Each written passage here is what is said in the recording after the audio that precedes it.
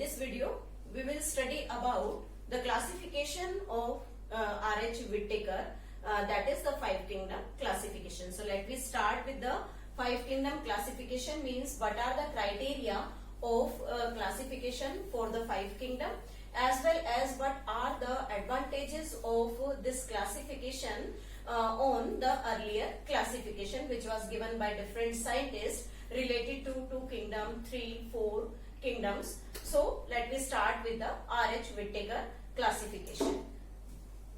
R.H. Whittaker classification, and he proposed the five kingdom classification. This five kingdom classification generally consists of the five kingdom. First is the kingdom Monera, second kingdom Protista, third is the kingdom Fungi, fourth is the kingdom Plantae, and the last and fifth one is the kingdom Animalia. What are the criteria based on the classification system, that is the natural classification? We have considered this R.H. Whittaker's classification as a natural system of classification. The reason behind it, these natural system consists of, or we can say taken into account the different characters, morphological characters of an organism for the formation of different classification subgroups and groups. So first of all, we are taking here the characters of this classification system. So let me start. First character, we are taking complexity of the cell. Means if we are taking complexity of the cell, then what type of the complexity is present? There are the two characters. One is named as prokaryotic nature and second is named as the eukaryotic nature of the organism. This prokaryotic nature generally belongs to the kingdom, that is Monera, because this Monera kingdom consists of the simplest type of bacteria.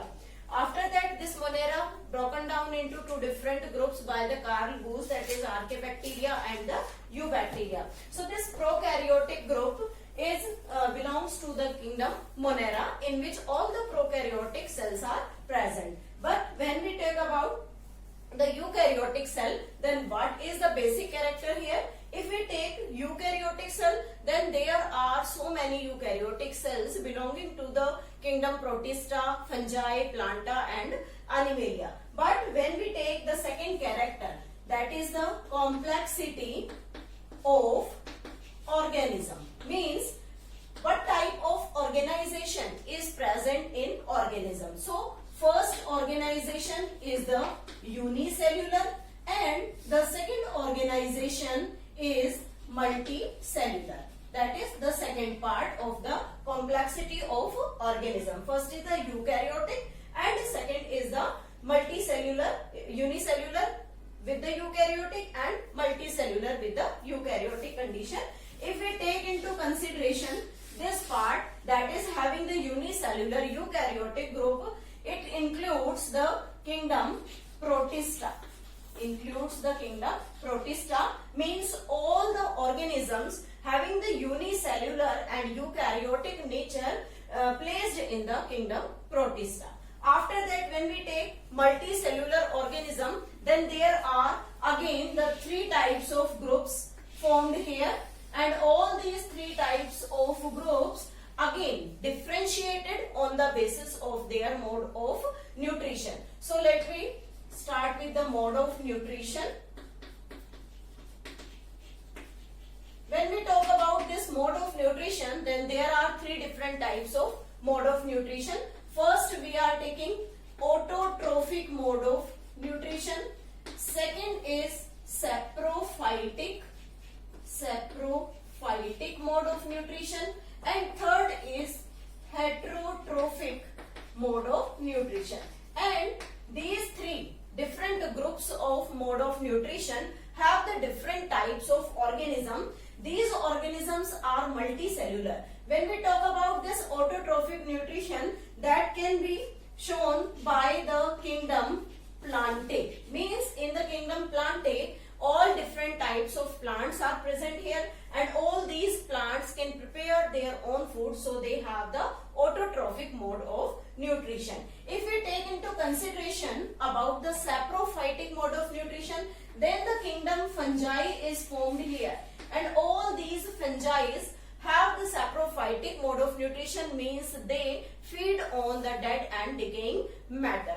And the last one is the heterotrophic mode of nutrition, to which the kingdom Animalia belongs. Means Animalia including all different types of animals, either vertebrates, invertebrates, all these animals showing the heterotypic mode of nutrition. So that is the basis of the kingdom classification, 5 kingdom classification that was proposed by the R.H. Whittaker. Now we are taking the different characters of the classification, means what are the criteria for the classification. First, into the different groups we are taking. There are the 5 groups. First, that is the Monera, then Protista, next is the Fungi, then the Plantae and Animalia. There are the 5 kingdoms, and we are taking some specific characters for their classification. So first we are taking the type of the cell, means what type of cells present in the Monera, Protista, Fungi and all these. So first we are taking Monera belongs to the unicellular. This Protista also belongs to unicellular, and after that the Fungi having the multicellular structure. This Plantae is also multicellular, and the Animalia is also multicellular. If we take the second character for this, that is the organization. When we are taking organization, then Moneras only having the cellular level, Protista also have the cellular level, Fungi also having the cellular level, but making some connective tissue, making some specific type of tissues. In Planta, again the type of tissues are present, and in Animalia the organs, tissue as well as organ system organization is also present there. So this is the basis of the organization. Now the third character taken by the R.H. Whittaker for the classification system is the mode of nutrition. Mode of nutrition. In this mode of nutrition, these Moneras are the heterotrophic, and these Protista both autotrophic as well as heterotrophic. Fungi showing the saprophytic mode of nutrition. Plantae again autotrophic, and the Animalia shows the heterotrophic mode of nutrition. So this is the classification based on the mode of nutrition in all these 5 kingdoms. Next, fourth character is the presence of cell wall, and what type of cell walls are present. Monerans, cell wall present made up of the polysaccharide. Second, we can say the Protista have the cell wall but in some.